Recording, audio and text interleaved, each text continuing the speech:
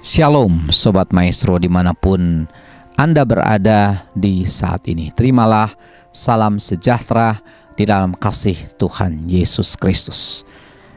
Saat ini kita sedang membahas untuk apa kita hidup di dalam dunia ini. Minggu lalu kita sudah menemukan jawabannya di dalam surat Filipi pasal 1 ayat 22. Paulus mengatakan, jika aku harus hidup di dunia ini, itu berarti bagiku bekerja memberi buah. Masih ingat Sobat Maestro? Artinya kita harus jadi berkat bagi orang lain dengan cara memberi buah. Buah apa? Tentu saja buah-buah rohani. Masih ingat? Apakah saja buah-buah rohani itu? 1. Buah pertobatan. 2. Buah kebenaran. 3. Buah roh. 4. Buah pelayanan. Dan 5. Buah kerajaan sorga. Puji Tuhan. Sekarang yang kedua, saudara. Untuk apa kita hidup? Mari kita lihat di dalam Amsal pasal 3 ayat 1 dan 2. Begini firman Tuhan. Hai anakku, janganlah engkau melupakan ajaranku. Biarlah hatimu memelihara perintahku. Karena panjang umur dan lanjut usia serta sejahtera akan ditambahkannya kepadamu. Nah, saudara-saudara, di sini kita dapat menarik kesimpulan 2 kemungkinan kita hidup dalam dunia ini. Kalau tidak panjang umur, ya lanjut usia. Apa bedanya panjang umur dan lanjut usia? Bedanya begini saudara. Yang panjang umur belum tentu lanjut usia. Tetapi yang lanjut usia sudah pasti panjang umur. Kalau orang umur 50 tahun lalu meninggal dunia, apakah dia panjang umur? Jawabannya panjang umur saudara. 50 tahun itu waktu yang panjang, bukan? Jangankan 50 tahun, 10 tahun juga panjang. Ya, bukan waktu yang sebentar, apalagi 50 tahun. Jadi bisalah kita menyebut bahwa orang yang meninggal dalam usia 50 tahun itu panjang umur.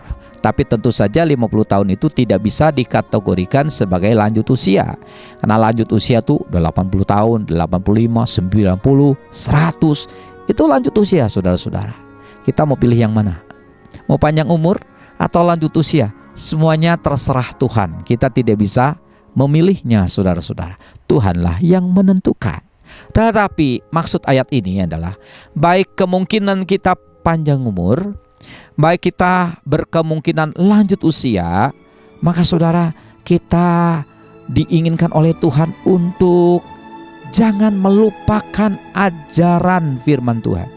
Di sini Salomo mengatakan, hai anakku, janganlah engkau melupakan ajaranku. Ajaran siapa? Ya ajaran Salomo. Tetapi yang Salomo ajarkan adalah firman Allah. Jadi sama dengan kalimat ini berkata, hai anakku, janganlah engkau melupakan firman Tuhan. Kalimat kedua di ayat 1, biarlah hatimu memelihara perintahku. Artinya saudara-saudara, firman Tuhan itu harus jadi darah daging dalam hidup kita. Jadi ini tugas kita selama kita hidup. Jangan lupakan firman Tuhan. Firman Tuhan itu sangat diperlukan oleh kita. Banyak gunanya. Orang yang suka firman Tuhan itu gak ada ruginya. Untung iya saudara. Mari kita lihat satu ayat di dalam surat 2 Timotius 3 ayat 15, 16, dan 17. Inilah kegunaan firman Tuhan. Ingatlah juga bahwa dari kecil engkau sudah mengenal kitab suci yang dapat memberi hikmat kepadamu dan menuntun engkau kepada keselamatan oleh iman kepada Kristus Yesus.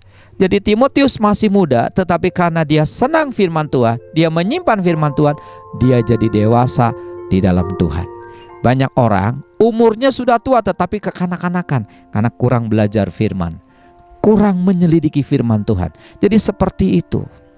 Yang berikutnya saudara, ayat 16. Segala tulisan yang diilhamkan Allah memang bermanfaat untuk mengajar, untuk menyatakan kesalahan, dan untuk memperbaiki kelakuan, dan untuk mendidik orang dalam kebenaran.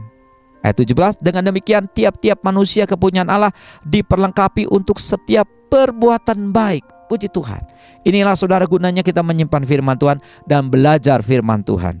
Maka kita diajar. Mengapa kita harus diajar? Karena kita tidak tahu. Dengan diajar, asalnya tidak tahu jadi tahu.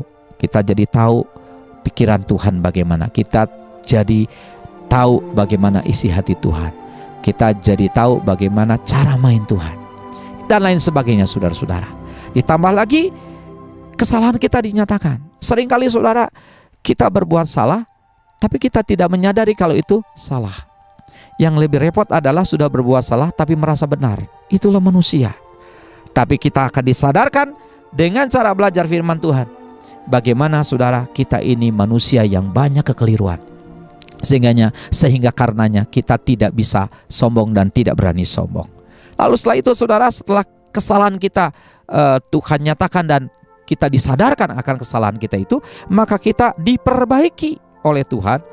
Yang dulunya buruk menjadi baik. Jadi hanya firman Tuhan yang bisa memperbaiki kehidupan kita.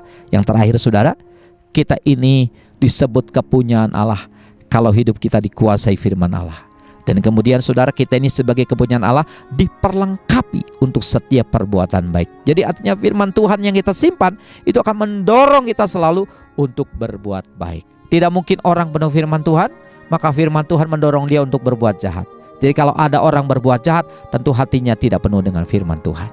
Nah, ibu bapak, saudara-saudara, inilah tugas kita yang kedua selama hidup dalam dunia. Untuk apa kita hidup? Untuk belajar firman Tuhan dan tidak melupakannya, bahkan melakukannya. Tuhan memberkati. Mari kita berdoa. Terima kasih Tuhan Yesus, kami terima firman-Mu, hanya tolonglah kami untuk kami dapat melakukannya. Roh Kudus mampukan kami. Memberkati Radio Maestro, memberkati para pendengar Maestro, memberkati bangsa dan negara kami Indonesia. Nama Yesus dipermuliakan. Dalam nama Yesus kami telah berdoa. Haleluya. Amin. Tuhan memberkati kita. Sobat Maestro, Shalom.